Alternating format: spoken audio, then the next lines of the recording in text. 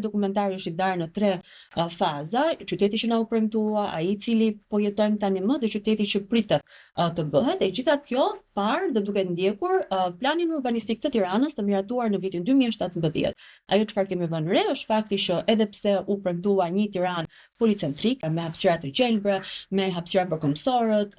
me hapësira për ciklistët, me linja blu të gjelbra, sot edhe pse jemi 9 vite pothuajse pas miratimit të këtij plani, në fakt nuk kemi asnjë prej këtyre projekteve strategjike të zbatuar ashtu sikurse u miratua fillimisht. Kemi vendosur ta përcjellim përmes 3 ekspertëve, në këtë rast kishin Dorianën Psajn, Ervin Gocin edhe profesorin Beun,